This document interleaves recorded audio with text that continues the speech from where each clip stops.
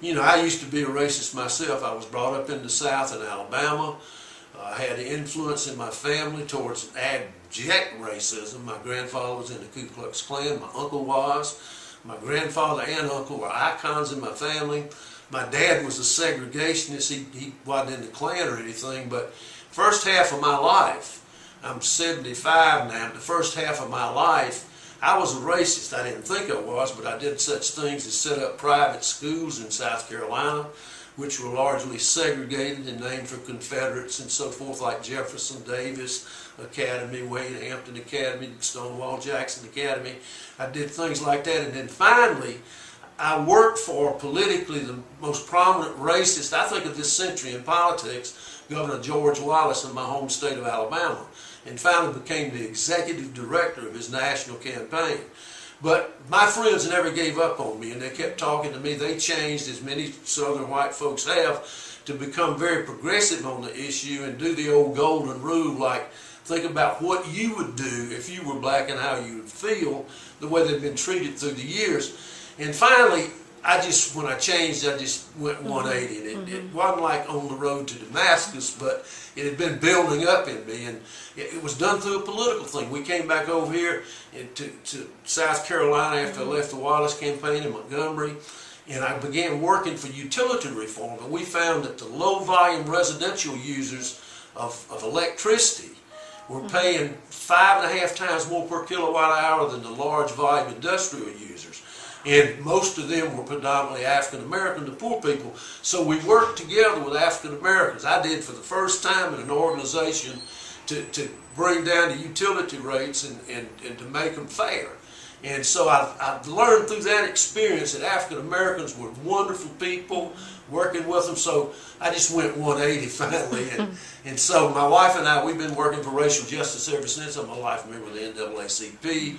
I'm on their leadership council. And one of the things I did at our big event of the year, that we have King Day at the Dome, we got the Confederate flag on top of the State House. We got it moved in 2000 down to in front of the State House, and we have a big rally every year on Martin Luther King's birthday.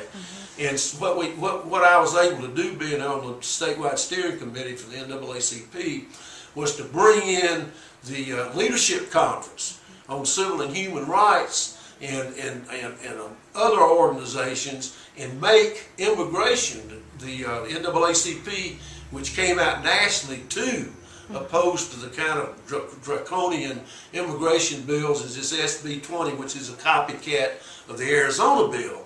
And so they were part of the program and so forth. And this effort is getting black and brown people together, just saying it in a color of skin deal. Right. But that is vitally important, and to do that, because, like I say, you got to watch some of the economic powers that be. They try to drive a wedge.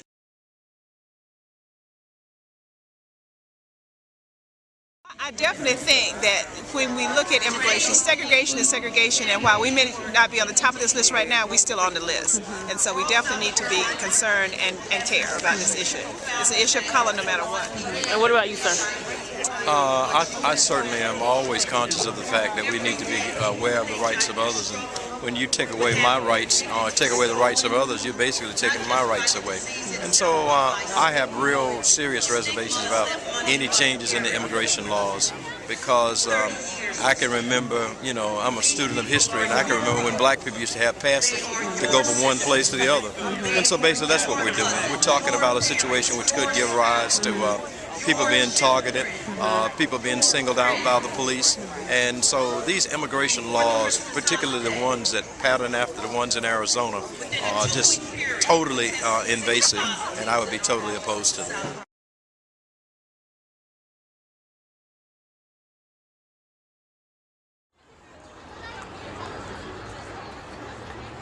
Tu hijo Jesús nació pobre, que su familia escapó a otros países como refugiados. Te pedimos el don de sabiduría esta noche. Abra nuestras mentes y nuestros corazones para entender la complejidad de las circunstancias por las cuales la gente inmigra. Denos una pasión en Carolina del Sur para defender la dignidad de todas las personas, sin importar la forma en que ellas han venido aquí. Ayúdenos a responder a las necesidades de los pobres, las esperanzas de tantas personas que han venido aquí buscando una vida mejor. De a nuestros legisladores paciencia y compasión. Abre el camino para nuestro país, para ser un país más generoso en la bienvenida y en la justicia. Oh God, we remember your love for all peoples of the world. We remember your son Jesus, who was born in poverty and whose family fled to another country as refugees. We ask for the gift of wisdom tonight. Open our minds and our hearts. Te lo pedimos por Cristo nuestro Señor. We ask this through Christ our Lord. Amen.